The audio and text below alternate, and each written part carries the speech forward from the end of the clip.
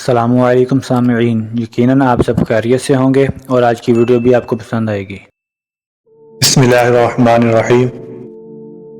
کہاوت ہے کہ تین بادشاہ آپس میں بہت گہرے دوست تھے۔ ایک دفعہ تینوں اکٹھے ہوئے اور فیصلہ ہوا کہ دیکھتے ہیں کس کا ملک سب سے زیادہ خوبصورت ہے۔ 1 سال کا ٹائم مقرر کر دیا گیا۔ 1 سال خوب محنت کر لیں، ملک کو سنوار لیں۔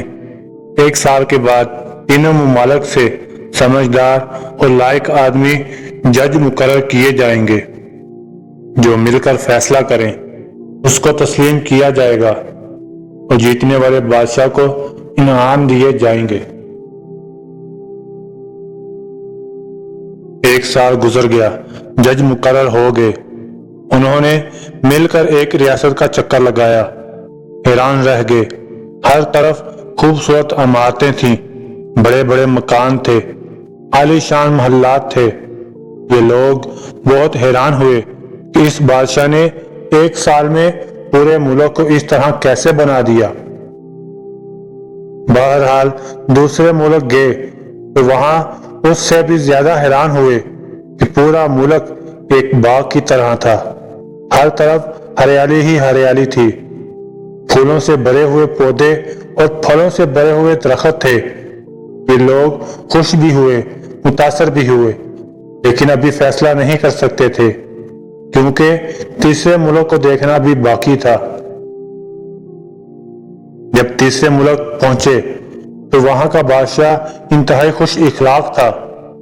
ان سے بڑے اچھے طریقے سے ملا، ان کی بہت خاطر مدارت کی اور پھر ان کو اپنے ملک کی سیر کی اجازت دے دی۔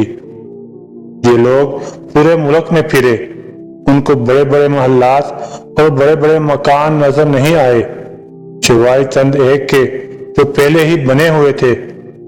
نہ ان کو کوئی خاص باغ نظر آئے اور نہ ہی ہریالی دکھائی دی، بس وہی کچھ تھا جو پہلے سے ہی چلا آ رہا تھا۔ اب فیصلے کی گھڑی آ گئی تو تمام ججوں نے مل کر فیصلہ کیا کہ یہ تیسرے نمبر والا بادشاہ جیت گیا ہے۔ سب حیران ہوئے۔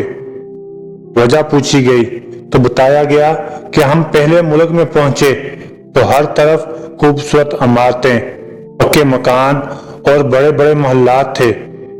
یہ سب اچھا ہے، لیکن ہم نے جب عوام کے چہروں پر نظر ڈالی تو ہمیں بہت سے اداس چہرے نظر آئے جو خاموشی سے اپنی پریشانی اور مختلف مسائل بتا رہے تھے۔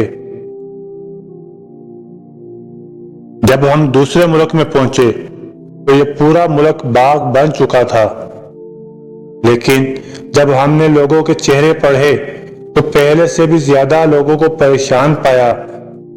لوگ خاموش نظروں سے اپنے مسائل بتا رہے تھے، جبکہ بادشاہ ملک کو باغ بنانے پر لگا ہوا تھا۔ جب ہم تیسرے ملک میں پہنچے تو وہاں بڑے بڑے محلات، باغات اور پکے مکان تو نظر نہ آئے، لیکن جب ہم نے لوگوں کے چہرے دیکھے تو وہ حشاش بشاش تھے۔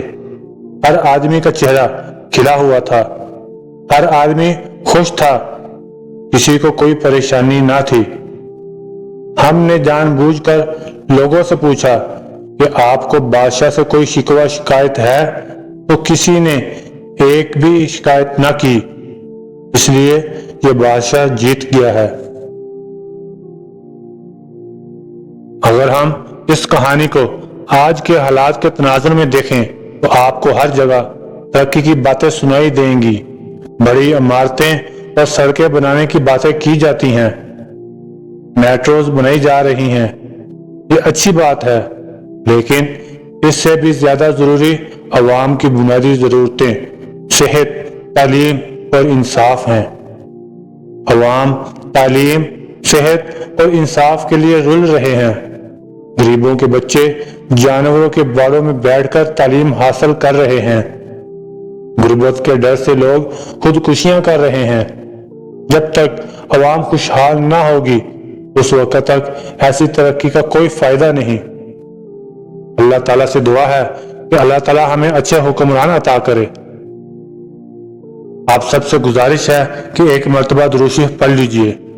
جزا اللہ عنا محمد ما هو اہلہ۔